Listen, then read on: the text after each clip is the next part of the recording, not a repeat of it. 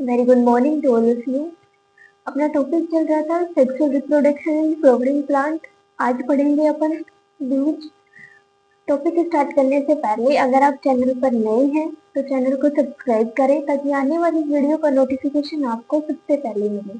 अब अपने टॉपिक पर आते हैं बीज। लास्ट टॉपिक अपने सेक्सुअल रिप्रोडक्शन इन फ्लोटिंग प्लांट में हमने आपको बताया था कि भाई अपने पास एक मेल गैमेट था और दूसरा हमारे पास फीमेल गैमेट था। जो मेल गैमेट के पास क्या थे, पोलन ग्रेन्स थे, वो कहाँ पे आ रहे थे भाई फीमेल पार्ट यानी कि ओवरी के अंदर आके स्टोर हुए थे। फिर उनके अंदर क्या हुआ, फर्टिलाइज हुआ था। फर्टिलाइजेशन यानी सेल्फ डिवीजन होने के बाद हमारे पास क्या है, सेल्स लास्ट के अंदर अरेंज हो गई थी। ऐसा तो है नहीं कि ओवरी के अंदर जो सेल्स हमारी अरेंज हुई है वो वहीं तक बात खत्म हो गई। अब आगे हमें जाहिर सी बात है वहां पे सेल्स अरेंज हुई है तो हमें कुछ फल फूल प्राप्त होगा। ठीक है, उन्हीं में हम आज देखते हैं बीज। बीज तो आपने बहुत सारे देखे होंगे। अब देखो बीज भी दो तरीके से होते हैं, एक होता है एक बीजपत्री और दूसरा होता है द्विबीजपत्री। अब बीज बहुत सारे देखे लेकिन उनमें ये नहीं पता कि एक बीजपत्री बीज कौन सा है और द्विबीजपत्री बीज कौन सा है। आज अपन उन्हीं को देखते हैं कि इनमें से एक बीजपत्री बीज कौन सा होगा और द्विबीजपत्री बीज कौन सा होगा। अब जो एक बीजपत्री बीज होता है ना, उसमें क्या होता है, एक बीज पत्र होता है और जो द्विबीजपत्री बीज होंगे उनके अंदर दो बीज पत्र पाए जाएंगे। अब एक बीज पत्र के अंदर कौन कौन आ गए, गेहूं आ गया, सरसों आ गया, ठीक है, मक्का आ गया। अब द्विबीज पत्री के अंदर क्या है भाई, मटर है हमारे, संतरे हैं, नींबू है, ये क्या हो गए, द्विबीज पत्री हो गए। अगर देखो हमें अगर बीज की डेफिनेशन चाहिए तो हम क्या लिखेंगे, is fertilised ovule is called seed. अब देखो वर्ड से ही हमें पता चल रहा है फर्टिलाइज्ड है क्या, ओव्यूल। ओव्यूल कहाँ पे होगा भाई, ओवेरी के अंदर होगा अपना, ठीक है, इज कॉल्ड सीड। अब देखो ये सीड जो होते हैं फ्लावर किसके अंदर आते हैं, एंजियोस्पर्म के अंदर आते हैं। लास्ट वीडियो में हमने बताया था कि जिम्नोस्पर्म होता है, एक एंजियोस्पर्म होता है, यानी कि आवृत बीजी होता है और दूसरा अनावृत बीजी होता है। तो सीड्स किसके अंदर आ रहे हैं भाई, अपने एंजियोस्पर्म के ऊपर अंदर आ रहे हैं। अगर हम हिंदी में डेफिनेशन देखें तो क्या होगा, आवृत बीजी पौधों में बीजांड के निषेचन के बाद किस फल के अंदर बनने वाली एक विशेष संरचना बीज कहलाती है। फल के अंदर जो एक बीज विशेष संरचना बनती है। अब देखो जो बीज होता है उसको प्रोटेक्ट कौन करता है भाई, प्रोटेक्ट कौन कर रहा है, फल कर रहा है। जो बीज है हम मानते हैं कि भाई उसकी जो हम मध्य भित्ति खाते हैं या फिर बाहरी भित्ति खाते हैं वो क्या है, फल है हमारा। लेकिन बीज को प्रोटेक्ट कौन कर रहा है, हमारा फल ही कर रहा है। लेकिन फल के अंदर जो विशेष संरचना बनती है वो क्या कहलाती है, हमारे पास बीज कहलाती है। ठीक है, अगर एक लाइन के अंदर हमें डेफिनेशन चाहिए तो एक fertilised ovule is called seed. अगर हिंदी में चाहिए तो आवृतबीजी पौधों के बीजांड के निषेचन के बाद फल के अंदर बनने वाली एक विशेष संरचना क्या कहलाती है, बीज कहलाती है। ये तो हुई बीज की डेफिनेशन। अब देखो ना बीज की स्ट्रक्चर कैसी होती है। देखो स्ट्रक्चर के अंदर देखते हैं तो हमने बीज के आपने देखा होगा कि बीज के ऊपर एक भारी लेयर होती है जो दूर से बहुत हार्ड सी दिखाई देती है। उसे क्या कहते हैं, हम कोट कहते हैं, यानी कि सीड कोट। लेकिन कोट क्या है, सबसे ऊपर जो हमें बाहर से दिखाई देती है वो लेयर, वो क्या होती है, टेस्टा, जो आउटर होती है, बाहर से दिखाई देती है। लेकिन जब बाहर वाली लेयर को हटाते हैं तो उसके नीचे एक पतली सी लेयर और दिखाई देती है, वो क्या होती है, टेगमन, जो इनर लेयर होती है। मिड के अंदर अपने क्या होगा, एंडोस्पर्म होगा और लास्ट इंटरनली क्या होगा भाई, एम्ब्रियो होगा। एम्ब्रियो के अंदर देखो एक तो कोटिलेडोन होगा और जो अंदर की तरफ एम्ब्रियो के अंदर होगा एक तो रेडिकल होगा और फ्लूमेन होगा। अब देखो हम अपने बीज के स्ट्रक्चर देखते हैं और इन सारे पार्ट्स को बीज के स्ट्रक्चर के अंदर आपको बताते हैं कौन कौन से कहाँ कहाँ पे होते हैं। ठीक है, अब देखो भाई अपन क्या देख रहे थे, स्ट्रक्चर ऑफ सीड देख रहे थे। अब देखो हमारे पास कुछ ऐसा ही होता है, कोई भी सीड उठाते देखते हमारे पास सीड की स्ट्रक्चर कुछ इस टाइप की होती है। अब देखो सबसे पहले हमारे पास वर्ड क्या आया है, सीड कोट। अब देखो ये जो सीड कोट है, हमें जो सबसे बाहरी लेयर दिखाई दे रही है वो क्या हो गई हमारे पास, सीड कोट, जो कि थोड़ी हार्ड सी होती है।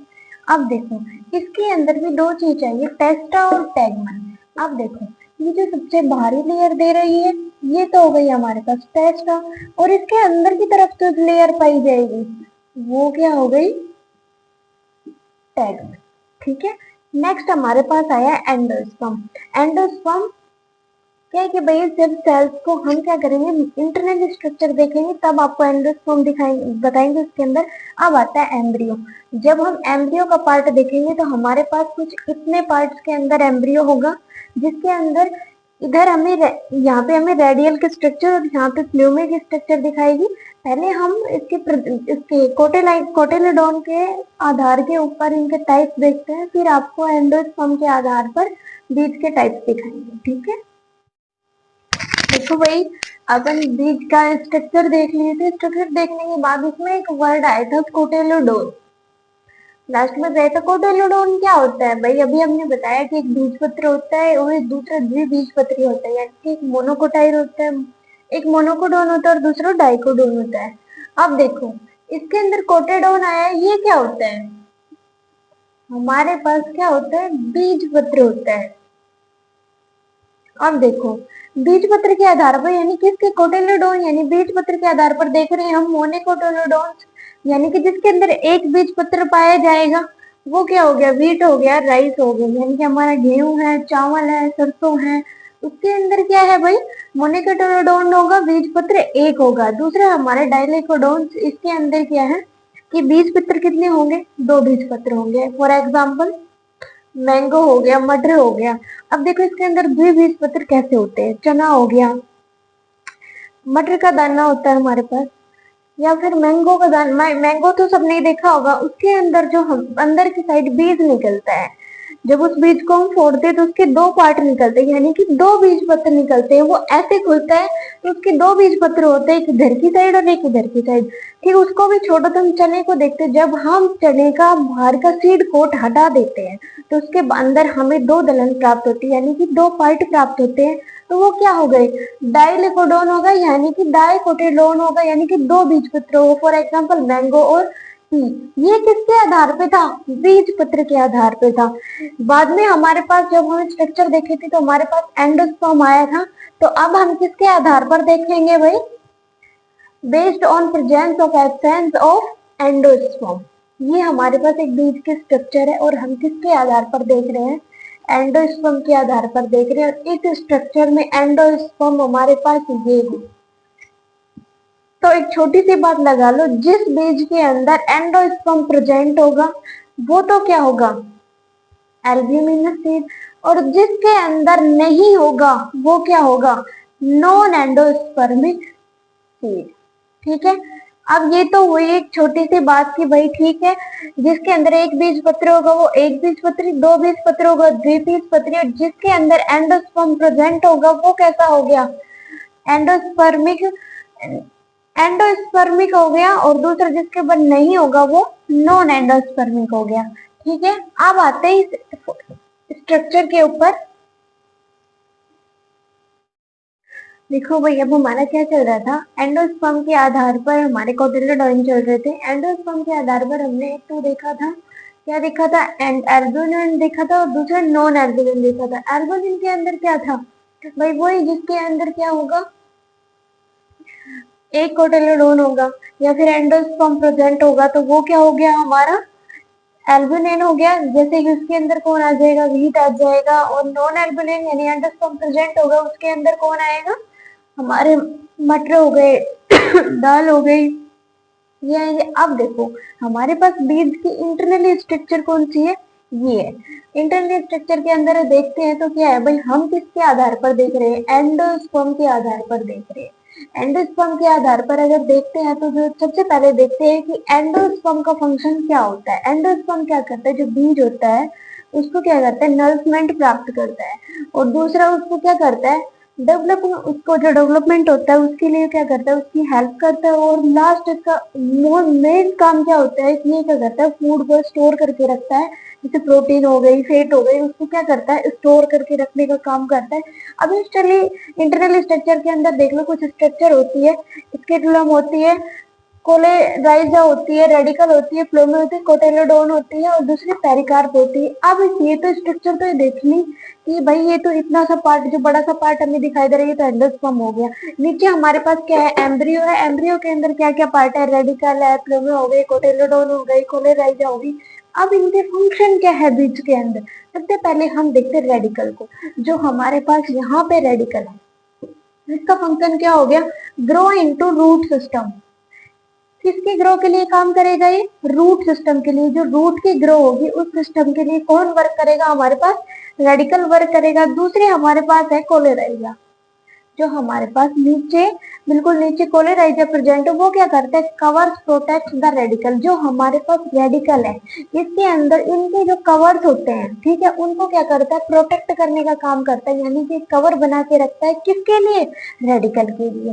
थर्ड हमारे पास क्या है, प्लूमर आती है, वो हमारे पास यहाँ है। इसका फंक्शन क्या होता है, develop into the shoot system, यानी कि जो बीच का तना पार्ट होता है वो क्या है, सूट सिस्टम के लिए ये क्या करता है, डेवलप में हेल्प करता है। नेक्स्ट हमारे पास है कोलेपिटाइला, वो हमारे पास कोलेपिटाइला ये वाली स्ट्रक्चर होती है, कोलेटाइल क्या करता है, एनक्लोज प्रोटेक्ट द प्लूमन। ये क्या करता है, प्लूमन को क्या करता है, प्रोटेक्ट करने का काम करता है।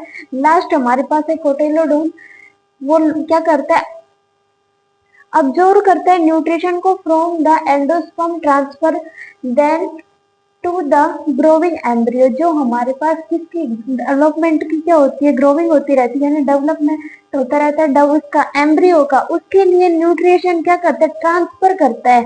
क्या करते हैं, पहले तो क्या करता है कोटिलोडोन, अब्जॉर्ब कर लेता है न्यूट्रिशन को, और उसके बाद क्या करता है, एंडोस्पर्म के अंदर यानी यहाँ पे ट्रांसफर करता है किसको, जो डेवलपमेंट होता रहता है किसका, एम्ब्रियो को, उसके लिए न्यूट्रिशन क्या करता है, स्टोर करने के बाद ट्रांसफर करता रहता है एंडोस्पर्म के अंदर।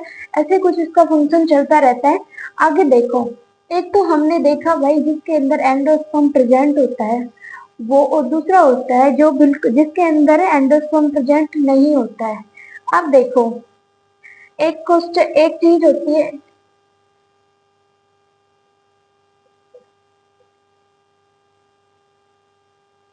पेरिस्पर्म। पेरिस्पर्म क्या होता है भाई, तो एंडोस्पर्म के आधार पर हो गया।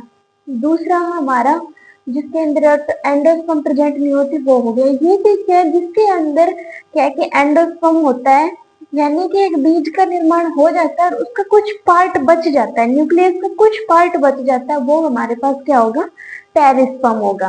ठीक है, अब आगे अपन देखते हैं कि सीड का जर्मिनेशन कैसे होता है। जर्मिनेशन का मीन क्या है, हमारे पास कोई भी सीड है भाई, हमारे पास प्लांट के अंदर सेल्स के, ओवरी के अंदर सेल्स हो गई, डिवाइड हो गई, डिवाइड होने के बाद हमें ये भी पता चल गया कि सीड का फॉर्मेशन कैसे हो रहा है और वो फंक्शन कैसे कर रही है। अब देखो, आपने देखा होगा खेतों में बीज उगाते हैं, यानी कि बीजों को डालते हैं तो वो जर्मिनेशन कैसे करती है, यानी कि वो कैसे एक प्लांट को यानी पौधे को तैयार करते हैं, वो चीज देखेंगे, सीड जर्मिनेशन।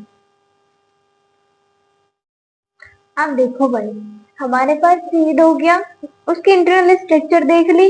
अब देखो सीड का जर्मिनेशन कैसे होता है। सीड का जर्मिनेशन कैसे होगा भाई, उसकी एबिलिटी के आधार पर ही होगा।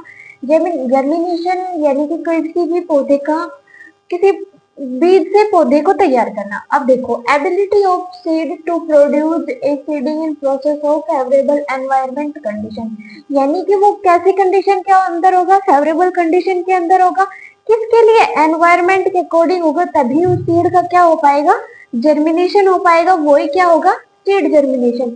अब देखो, advantage of seed, advantage of seed क्या होती है, सोर्स ऑफ जेनेटिक वेरिएशन। बिल्कुल सही बात है भाई, जो क्या है, सीड एक जेनेटिक वेरिएशन है। ठीक है, दूसरे देखो प्रोटेक्शन, दूसरा हमारे पास क्या है, प्रोटेक्शन है। प्रोटेक्शन कैसे करता है, बोलना सीड प्रोटेक्शन कैसे करेगा। देखो, जब हमने शुरू में सीड पढ़ा था तो सीड के अंदर हमने सीड कोट पढ़ा था। जो सीड की इंटरनली स्ट्रक्चर है, यानी कि इंटरनली जो पार्ट है उसको कौन प्रोटेक्ट कर रहा है, सीड कोट ही कर रहा है। जो बाहर से कवरिंग में होता है, आउटर कवरिंग होती है और एक इनर कवरिंग होती है। तो ऐसे क्या करता है भाई, ये प्रोटेक्शन प्राप्त करता है। और दूसरी बात इसमें लिखी है नरिशमेंट, ये कैसे करता है भाई। अब देखो, हमारे पास क्या था कि जो एंडोस्पर्म था, ठीक है, वो क्या था, कोटिलोडोन जो हमारे पास होता है वो क्या करता है, सभी न्यूट्रिशन को स्टोर कर लेता है। स्टोर करने के बाद एंडोस्पर्म के अंदर ट्रांसफर करता है। एंडोस्पर्म के बाद ट्रांसफर कर लिया, ट्रांसफर करने के बाद क्या करता है वो, जब एम्ब्रियो का डेवलपमेंट होता है, या फिर जब भी डेवलपमेंट होता है तो क्या करता है, वो उसको नरिशमेंट प्राप्त करता है। किसके लिए? एम्ब्रियो के डेवलपिंग के लिए न्यूट्रिशन प्रोवाइड करता है। तो ये क्या, ये इसकी एडवांटेज हो गई। अब देखो सीड वाइबिलिटी। सीड वाइबिलिटी क्या होगी? Time period for which seed reaction his power of germination. ये तो हो गई इसकी डेफिनेशन। अब देखो सीड वाइबिलिटी क्या होती है। देखो कई बार क्या होता है, हम किसी सीड को उगा देते हैं, लेकिन कई बार सीड क्या होता है, अपनी अनफेवरेबल कंडीशन के अंदर चला जाता है। अनफेवरेबल कंडीशन के अंदर जाने के बाद वो क्या होता है, इनएक्टिव हो जाता है। लेकिन कुछ टाइम पीरियड के बाद जब उसके फेवरेबल कंडीशन के अकॉर्डिंग एनवायरमेंट आता है तो वो क्या हो जाता है, एक्टिव हो जाता है और उसकी क्या हो जाती है, सीड वाइबिलिटी हो जाती है, यानी कि जर्मिनेशन होना स्टार्ट हो जाती है। लेकिन इसका टाइम पीरियड कुछ भी हो सकता है। मान लो अनफेवरेबल कंडीशन के लिए कुछ फ्यू डेज के लिए चला के लिए चला जाए, वो क्या होगी, सीड वाइबिलिटी। अपन ने देखा भी होगा अपने घरों में कि कई बार हम सीड डालते हैं तो क्या है, वो जर्मिनेशन नहीं कर पाता, लेकिन कुछ टाइम पीरियड बाद वो ऑटोमेटिक क्या करने लगता ऑटोमेटिक करने लगता है, क्या जर्मिनेशन करने लगता है। वो क्यों करता है? क्योंकि वो अनफेवरेबल कंडीशन के अंदर चला जाता है और बाद में जब उसके अंदर फेवरेबल कंडीशन आती है तो वो क्या जर्मिनेशन करना स्टार्ट कर देता है। ठीक है, अब देखो भाई, हमारे पास सीड हो गया, उसकी इंटरनल स्ट्रक्चर देख ली। अब देखो सीड का जर्मिनेशन कैसे होता है। सीड का जर्मिनेशन कैसे होगा भाई, उसकी एबिलिटी के आधार पर ही होगा। जर्मिनेशन यानी कि किसी भी पौधे का, किसी बीज से पौधे को तैयार करना। अब देखो ability of seed to produce a seeding in process of favourable environment condition, यानी कि वो कैसी कंडीशन के अंदर होगा, फेवरेबल कंडीशन के अंदर होगा। किसके लिए? एनवायरमेंट के अकॉर्डिंग होगा, तभी उस सीड का क्या हो पाएगा, जर्मिनेशन हो पाएगा। वही क्या होगा, सीड जर्मिनेशन। अब देखो advantage of seed. Advantage of seed क्या होती है? Source of genetic variation. बिल्कुल सही बात है भाई, जो सो क्या है, सीड एक जेनेटिक वेरिएशन है। ठीक है, दूसरे देखो प्रोटेक्शन। दूसरा हमारे पास क्या है, प्रोटेक्शन है। प्रोटेक्शन कैसे करता है, बुलमन सीड प्रोटेक्शन कैसे करेगा। देखो जब हमने शुरू में सीड पढ़ा था तो सीड के अंदर हमने सीड कोट पढ़ा था। जो सीड की इंटरनली स्ट्रक्चर है, यानी कि इंटरनली जो पार्ट है उसको कौन प्रोटेक्ट कर रहा है, सीड कोट ही कर रहा है। जो बाहर से कवरिंग में होता है, आउटर कवरिंग कवरिंग होती है और एक इनर कवरिंग होती है। तो ऐसे क्या करता है भाई, ये प्रोटेक्शन प्राप्त करता है। और दूसरी बात इसमें लिखी है नरिशमेंट। ये कैसे करता है भाई, अब देखो हमारे पास क्या था कि जो एंडोस्पर्म था, ठीक है, वो क्या था, कोटिलोडोन जो हमारे पास होता है वो क्या करता है, सभी न्यूट्रिशन को स्टोर कर लेता है। स्टोर करने के बाद एंडोस्पर्म के अंदर ट्रांसफर करता है। एंडोस्पर्म के बाद ट्रांसफर कर लिया। ट्रांसफर करने के बाद क्या करता है वो, जब एम्ब्रियो का डेवलपमेंट होता है या फिर जब भी डेवलपमेंट होता है तो क्या करता है, वो उसको नरिशमेंट प्राप्त करता है। किसके लिए? एम्ब्रियो के डेवलपिंग के लिए न्यूट्रिशन प्रोवाइड करता है। तो ये क्या, ये इसकी एडवांटेज हो गई। अब देखो सीड वाइबिलिटी। सीड वाइबिलिटी क्या होगी? Time period for which seed reaction his power of germination. ये तो हो गई इसकी डेफिनेशन। अब देखो सीड वाइबिलिटी क्या होती है। देखो कई बार क्या होता है, हम किसी सीड को उगा देते हैं, लेकिन कई बार सीड क्या होता है, अपनी अनफेवरेबल कंडीशन के अंदर चला जाता है। अनफेवरेबल कंडीशन के अंदर जाने के बाद वो क्या होता है, इनएक्टिव हो जाता है। लेकिन कुछ टाइम पीरियड के बाद जब उसके फेवरेबल कंडीशन के अकॉर्डिंग एनवायरमेंट आता है तो वो क्या हो जाता है, एक्टिव हो जाता है और उसकी क्या हो जाती है, सीड वाइबिलिटी हो जाती है, यानी कि जर्मिनेशन होना स्टार्ट हो जाती है। लेकिन इसका टाइम पीरियड कुछ भी हो सकता है। मान लो अनफेवरेबल कंडीशन के लिए कुछ फ्यू डेज के लिए चला सॉरी फ्यू मंथ के लिए चला जाए, वो क्या होगी, सीड वाइबिलिटी। अपन ने देखा भी होगा अपने घरों में कि कई बार हम सीड डालते हैं तो क्या है, वो जर्मिनेशन नहीं कर पाता, लेकिन कुछ टाइम पीरियड बाद वो ऑटोमेटिक क्या करने सॉरी वो ऑटोमेटिक करने लगता है, क्या जर्मिनेशन करने लगता है। वो क्यों करता है, क्योंकि वो अनफेवरेबल कंडीशन के अंदर चला जाता है और बाद में जब उसके अंदर फेवरेबल कंडीशन आती है तो वो क्या जर्मिनेशन करना स्टार्ट कर देता है। ठीक है,